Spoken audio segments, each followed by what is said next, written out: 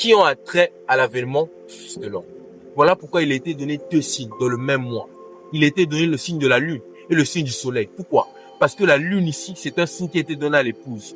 Et ici, le soleil, c'est un signe qui a été donné aux païens. Pourquoi? C'est pour tout simplement montrer qu'il y a 2 astres. Les 2 astres qui sont représentés par les 2 témoins. Voilà pourquoi il y a eu la lune. Pourquoi? Parce que le premier témoin se manifeste dans l'épouse et pour l'épouse. Mais le deuxième témoin se manifeste pour le monde et dans le monde. C'est une double implication.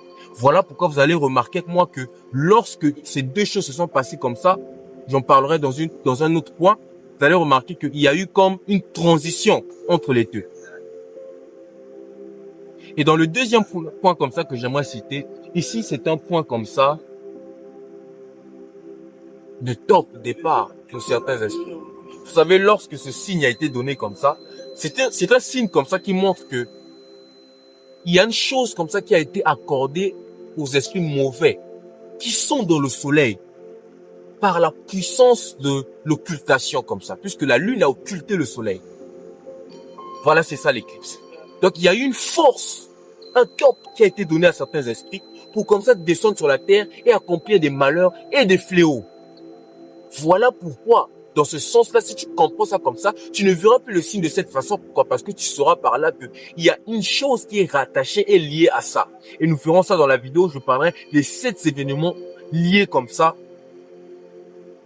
à l'éclipse partielle soleil. Et le troisième point comme ça que j'aimerais citer avec vous, rapidement, c'est que mon frère m'a sorti aussi savoir que cette éclipse comme ça ouvre aussi une brèche, ouvre une saison. Une saison qui va se raccourcir jusqu'en 2026. Et par là, vous allez voir certaines choses qui arriveront dans l'église. Cela parle aussi comme ça d'une moisson et d'une période ténébreuse pour l'épouse du Christ et pour le corps du Christ. Pourquoi? Parce que comme ça, il y aura là certains hommes de Dieu qui mourront. Oui. Parce que si la chose arrive le 9e mois, lorsqu'un enfant naît, c'est soit il vit, soit c'est un mort-né. Ici, quand nous voyons ça, nous avons vu que c'est une naissance.